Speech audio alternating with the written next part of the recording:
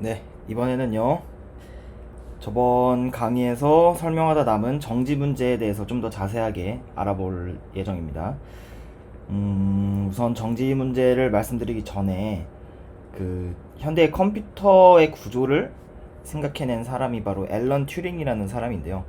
이 사람이 자기 논문에서 이제 컴퓨터의 동작을 정의해내는 그런 수학적인 정의를 그 사람이 만들었는데, 당시에는 이제 논문에 쓰기로는 오토매틱 머신이라고 해서 A 머신이라고 했었는데, 후대에서 앨런 튜링의 그 업적을 기리기 위해서 아마 A 머신을 이제 튜링 머신으로 이름을 바꾼 것 같습니다.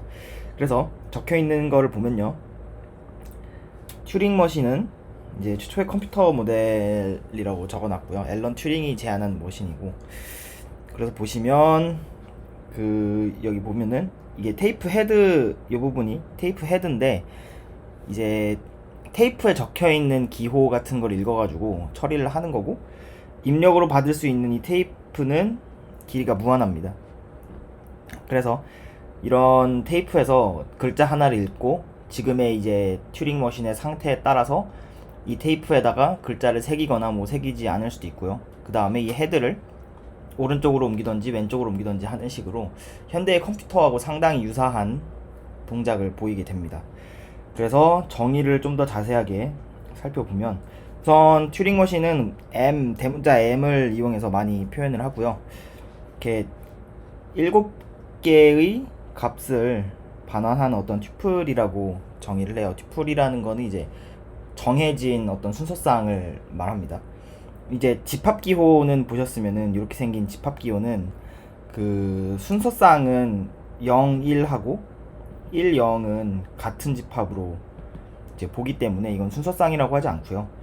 그래서 0, 1하고 1, 0은, 이거는 0이라고 1, 0이 다른 값이기 때문에 이건 또 순서쌍이라고 합니다.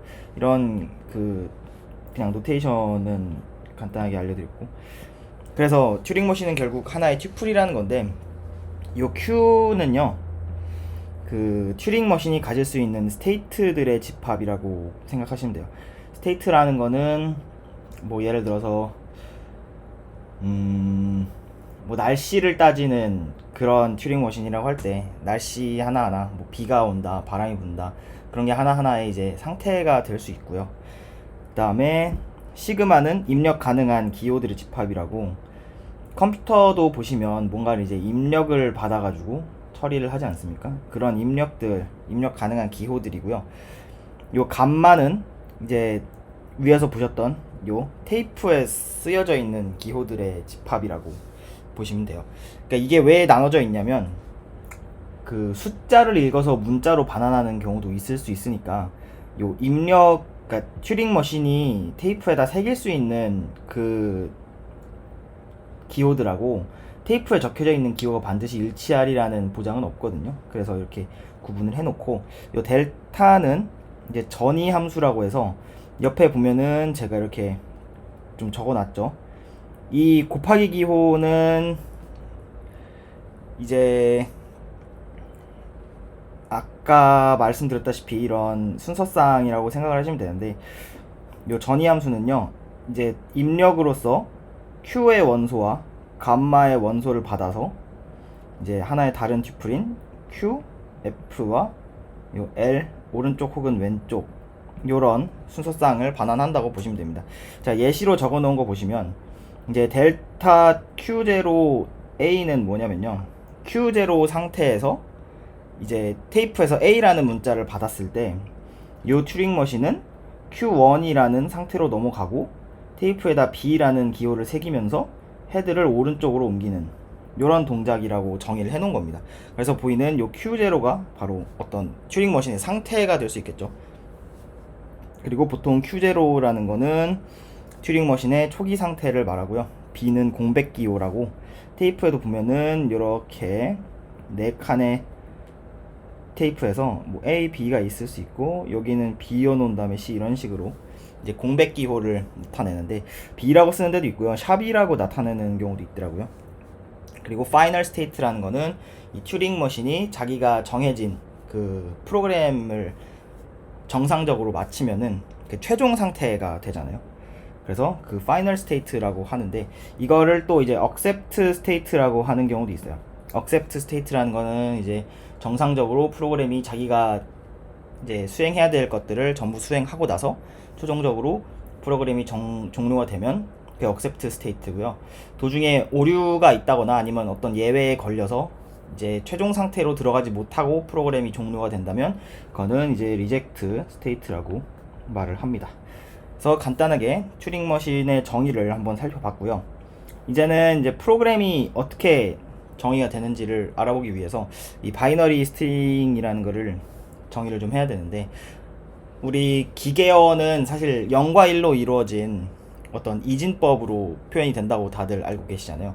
그런 것처럼 0과 1만 가진 집합을 이제 시그마라고 얘기를 하고, 이 0과 1로 만들 수 있는 모든 문자열들의 집합을 이제 시그마 스타라고 말을 할 거예요. 그래서 우리가 어떤 프로그램을 만들었을 때 컴퓨터가 그 프로그램을 읽어서 기계어로 번역을 하잖아요. 그래서 이 시그마 스타라는 거는 컴퓨터가 이제 컴파일한 어떤 프로그램의 모음이라고도 생각할 수 있겠습니다. 이 밑으로는 정의를 이제 하나 알아볼 건데, 어떤 명제 P가 있어서 이 P는 이제 시그마 스타의 어떤 원소죠. 그래서 이 명제가 컴퓨터블 하다, 컴퓨터로 이제 이건 계산 가능이라고. 이 계산이라는 거는 어떤 이렇게 자판기로 1 더하기 1은 2 이런 계산을 말하는 게 아니고요. 컴퓨터가 이제 이 문제를 해결할 수 있다 없다, 그 계산 가능입니다. 그래서 어떤 명제 P는 다음과 같은 조건을 만족할 때 계산 가능하다고 하는데, 그때 어떤 부분집합 S에 대해서 이 명제를 만족하는 어떤 문자열들의 입력을 이 부분집합이 계산이 가능할 때 그 명제 P가 계산 가능하다고 합니다. 이게 이제 계산 가능한 명제의 정의고요. 그러면 이 부분집합 S가 계산이 가능하다는 것은 어떤 의미냐? 그건 여기에 나와 있어요. 그래서 어떤 부분집합 S는 계산이 가능하다, 이거를 이제 카이-S 그 캐릭터리스틱 펑션이라고 해서 특성함수라고 부르는데, 요 특성함수가 계산 가능이면 요 서브셋 S도 계산 가능하다. 근데 이 특성함수라는 거는 요 특성함수의 입력 X가 S의 원소면 1을 반환하고요, 원소가 아니면 0을 반환하는 이런 함수를 이제 특성함수라고 해요. 그러면 요 함수는 어떻게 계산 가능함을 아는가? 그것을 어떻게 정의하냐면, 어떤 함수 F는 이제 계산이 가능하다, 다음과 같은 조건을 만족할 때 계산이 가능하다고 하는데, 어떤 튜링 머신 M이 존재해서 이 조건을 만족하면 그 함수가 계산이 가능하다고 하는 겁니다.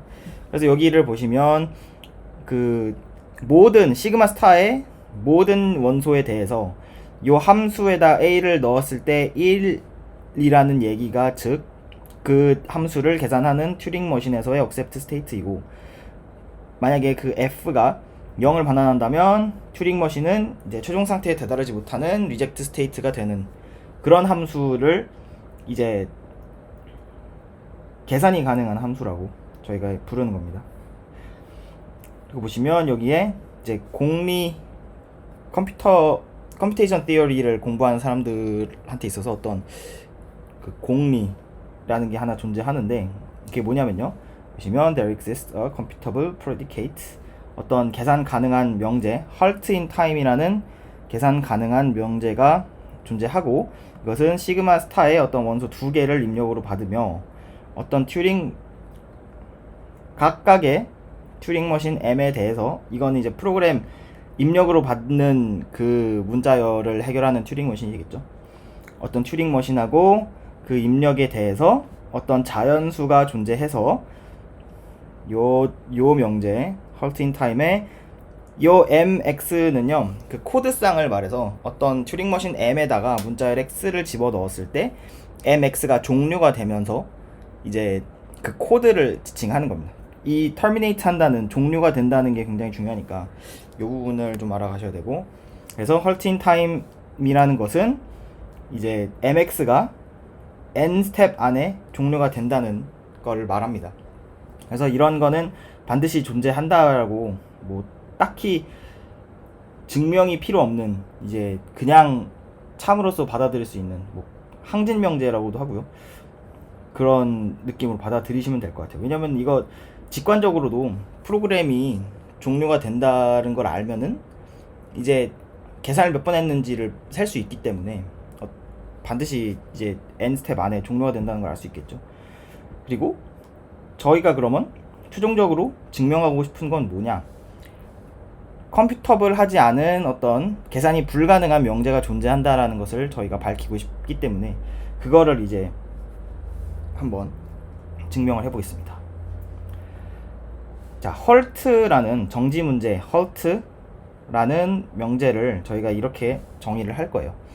헐트 안에다가 이제 어떤 튜링 머신과 그 입력의 코드쌍을 집어 넣으면은 이런 헐트 인 타임, 아까 알아봤죠? n 스텝 안에 끝난다는 거, 그것에 대해서 반드시 어떤 자연수가 존재한다, 이런 거예요. 즉 어떠한 코드를 집어 넣어도 반드시 종료되며 그게 몇 스텝 안에 끝난다는 거를 알 수 있다, 이런 명제를 저희가 하나 만들어 놓은 건데, 그 헐트라는 명제가 이제 계산이 불가능하다라는 것을 밝힐 겁니다. 자, 그러면 우선은 귀류법을 이용한 증명을 할 거기 때문에 헐트가 계산 가능함을 가정합니다. 이게 첫 번째 가정이에요. 가정 1. 그러면 이제 아래에 이 프로그램을 저희가 한번 살펴보도록 하겠습니다. C 문법을 많이 따르는 프로그램이고요. 그래서 다이애그라는, 보통 이제 그 증명법 중에서 이제 대각선 문법을 이용하는 증명법이 있어서 그 diagonalization 이라는 그 용어를 좀 따와서 다이애그라는 함수를 만들었고요. 그래서 이 다이애그라는 함수의 입력으로는 어떤 이제 시그마 스타의 어떤 원소가 들어가고요.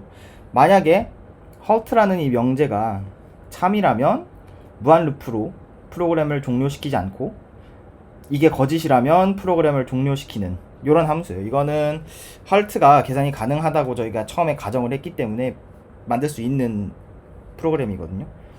그럼 이때 D가 이 다이애그라는 프로그램을 계산하는 어떤 프로그램이라고, 튜링 머신이라고 저희가 놓읍시다. 그러면 헐트의 DD를, 그러니까 D라는 튜링 머신 안에 이제 D의 코드, 그러니까 요 다이애그라는 컴파일된 다이애그의 코드를 집어 넣었을 때 어떻게 되겠느냐.